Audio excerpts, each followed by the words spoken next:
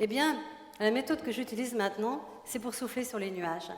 Souffler sur les nuages et libérer tous ces carcans qui ne nous appartiennent pas. Et justement, il y a un outil que vous pouvez utiliser dès aujourd'hui, qui d'une simplicité, c'est ça la problématique de ce que je transmets, c'est que c'est très simple. Et que du coup, pour beaucoup de gens, si ce n'est pas compliqué, ce n'est pas valable. Alors moi, je vous invite à faire l'expérience et vous verrez. Eh bien, il y a une question, on parlait de questions, les questions, ce n'est pas les bonnes questions, c'est des questions ouvertes à l'univers.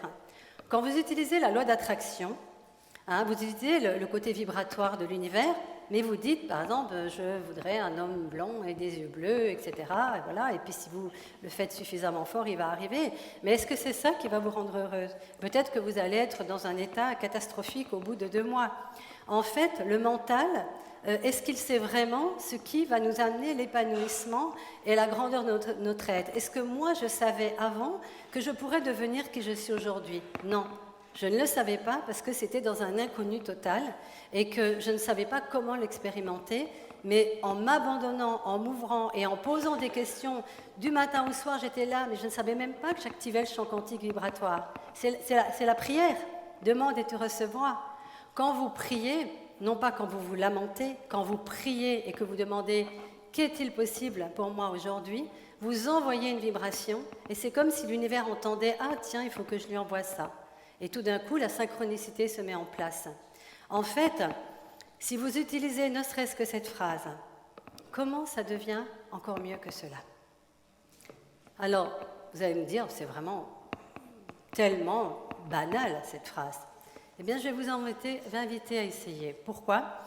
Quand on vous fait un cadeau, vous pouvez dire merci bien sûr, mais comment ça devient encore mieux que cela? Quand on vous bouscule, quand il vous arrive quelque chose de grave, vous pouvez demander comment ça devient encore mieux que cela. Quand il vous arrive une situation tellement complexe que votre mental explose, vous pouvez demander mais quelles sont les autres possibilités? Quoi d'autre est possible? Et qu'est-ce que vous faites quand vous faites ça? Vous envoyez cette information dans l'univers, dans le champ quantique. Et 2 jours après, vous avez quelqu'un qui vous dit quelque chose et c'est exactement la réponse à la question que vous posez. Mais encore une fois, c'est une question ouverte. Ce n'est pas une question avec déjà l'idée de ce que vous voulez recevoir. Parce que là, ce n'est plus une question ouverte. Une question ouverte, c'est « j'envoie ça, mais je suis comme ça ». C'est-à-dire que je suis prête et je suis prêt à tout recevoir. Et il y a une chose aussi qui m'a beaucoup aidée justement dans mon cheminement vers cette joie qui vraiment m'habite en permanence, et je pense que vraiment, si on est dans la joie, on ne peut plus manquer de confiance en soi. Quand vous êtes fou amoureux et que vous êtes dans la joie totale, il peut vous arriver n'importe quoi, ça n'altère rien du tout de votre confiance. Donc il y a bien une corrélation entre la joie, entre l'espace intérieur lumineux que vous allez ressentir et rayonner, et puis votre capacité d'aller dans la nouveauté, d'explorer le monde et de faire des choses que vous n'avez jamais fait. Et en fait, c'est justement ça qui nous anime. L'enfant, quand il explore, ce qu'il aime, c'est aller dans l'inconnu. C'est toujours trouver des choses nouvelles.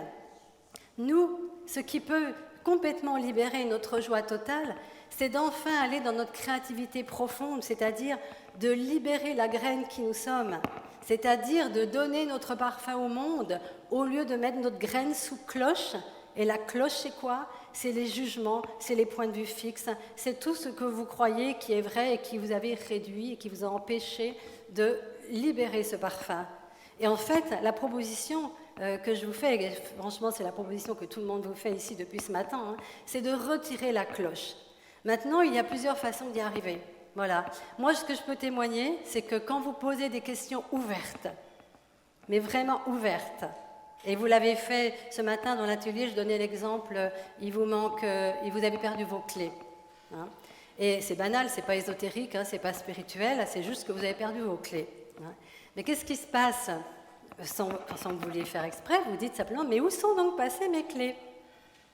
Puis vous ne les trouvez pas et vous passez à autre chose. Puis tout d'un coup, vous dites « Ah, j'ai envie d'aller manger une banane ». Et vous allez chercher la banane, vous ne savez pas pourquoi vous avez envie de manger la banane, mais il y a les clés à côté. Combien de fois c'est quelque chose qui arrive de façon naturelle? C'est-à-dire que d'une façon, je dirais empirique, on sait déjà utiliser ça. Mais ça paraît tellement facile que quand on commence à... Les enfants le font naturellement. Pour les enfants, la magie, c'est naturel. La magie, c'est demander. Demande et tu recevras. Et donc, en fait, c'est le mental qui commence peu à peu à juger et à dire « Non, mais franchement, tu crois quand même pas que c'est si facile que ça ?»